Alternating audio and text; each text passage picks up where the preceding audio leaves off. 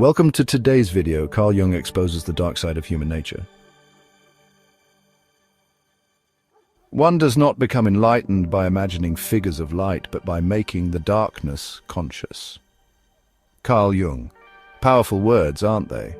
This isn't just some philosophical platitude, it's a brutally honest look at the darkness residing within each and every one of us. Welcome to the channel. Today we're diving deep into the fascinating and often unsettling world of Carl Jung, exploring his theories on the shadow self and how recognizing this hidden part of our psyche is the key to true self-understanding. We'll also touch on some parallel ideas from Søren Kierkegaard, whose understanding of anxiety and the self mirror many of Jung's ideas. We often present a polished version of ourselves to the world. We curate our social media, highlighting our successes and downplaying our flaws. But what about the parts we hide, even from ourselves?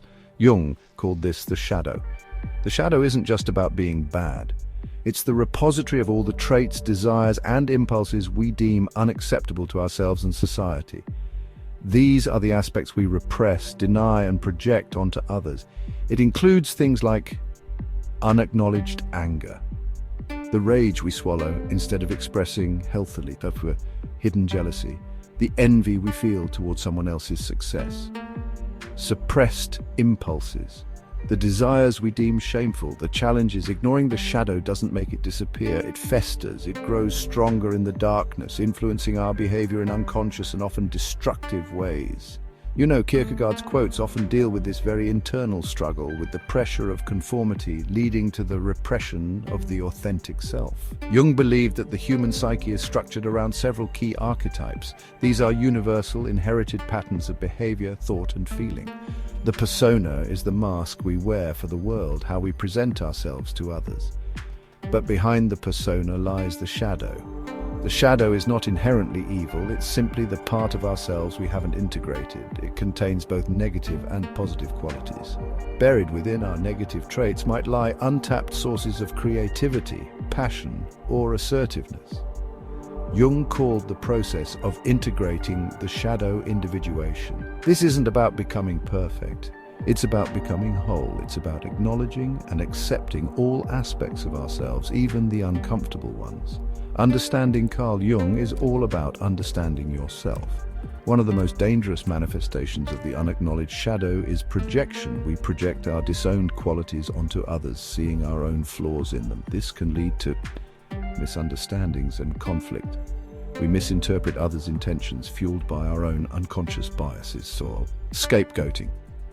We blame others for our problems, avoiding personal responsibility. Prejudice and discrimination. We project our fears and insecurities onto entire groups of people. This is why self-awareness is so crucial. By recognizing our own shadow, we can become less susceptible to projection and more compassionate toward ourselves and others.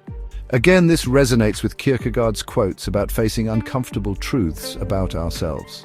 The repression of the shadow is also closely linked to anxiety.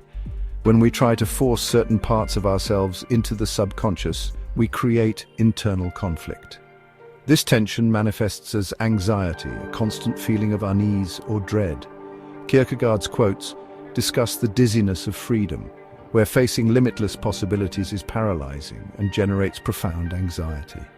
Like Kierkegaard, Jung understood that the path to psychological health requires courage. It requires the willingness to confront the parts of ourselves we'd rather keep hidden. So, how do we confront our shadow? Here are a few practical steps. 1. Self-reflection. Journaling, meditation, and therapy can help you identify your triggers and patterns of behavior. Ask yourself, what makes me angry? What am I most critical of in others? What am I most ashamed of? 1. Dream analysis. Jung believed that dreams offer valuable insights into our unconscious mind. Pay attention to the figures in your dreams, especially those that evoke strong emotions. Who do they remind you of? What qualities do they possess? 1. Active imagination. Engage in a dialogue with your shadow. Imagine it as a separate entity and ask it questions. Listen to its responses. 1. Own your projections. When you find yourself judging or criticizing someone, ask yourself, could I be seeing a reflection of my own unacknowledged qualities? This is not an easy process. It requires courage, honesty, and self-compassion. But the rewards are immense. greater self-awareness, improved relationships, and a deeper sense of wholeness. Embracing your shadow isn't about becoming a bad person. It's about integrating all aspects of yourself, both light and dark. It's about recognizing that your imperfections are part of what makes you human. As Jung himself said, there is no light without shadow, and no psychic wholeness without imperfection. By acknowledging and integrating our shadow, we can unlock hidden potential, build stronger relationships, and live more authentic lives. The top quotes from Kierkegaard often reflect this idea of finding your true self by grappling with the darker aspects of existence. So, what are your thoughts? Have you ever consciously confronted your own shadow? Share your experiences in the comments below. I'd love to hear your stories. If you found this video helpful, give it a thumbs up and subscribe to the channel for more content on psychology, philosophy, and self-improvement.